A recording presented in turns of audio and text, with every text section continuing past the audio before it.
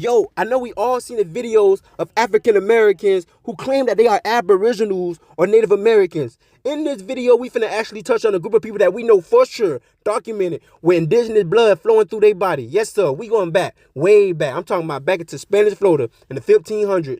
Now pay close attention. The fact that this land was owned by the Spanish is very significant because the Spanish looked at slavery a little bit different.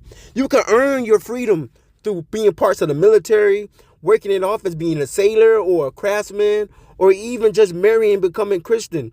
So one thing was that the Spanish people and the black people here, they had a mixture of culture of African and Spanish. Let's not leave out the Native Americans, who also was accepted by the Spanish because the Spanish didn't really want to occupy the state of Florida. It was more like a boundary between the Caribbeans and the nations of Europe up there in the north. So of course, with all this mingling between natives and blacks, they decided, hey, we can coexist.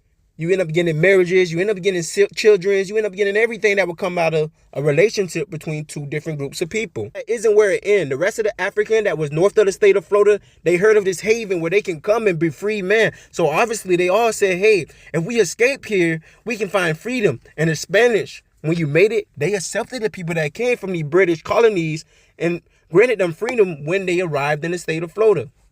And when the Spanish abandoned the state of Florida, that's where all the trouble began.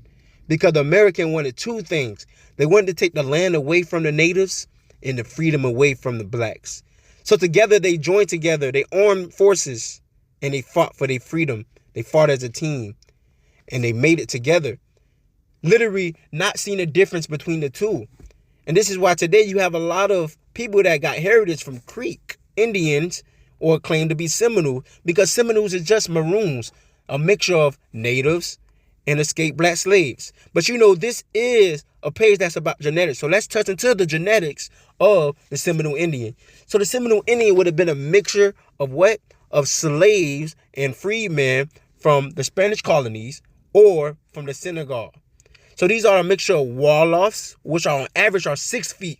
Very tall, very explosive. These are the people that I would have showed you in the previous video that was great wrestlers and dominate wrestling over there in West Africa. And also are the same people that's dominating basketball in West Africa today. Also, your Mandinka, who were people that were part of the Mali Empire. Very intelligent, a lot of culture. Your Seminole Indians, who were very hardworking, nomadic kind of lifestyle. I don't know if I want to call it nomadic because of the area that they were living in, but, you know, very rural, very environmental people. And that's why you get what you get today, you know, a big explosive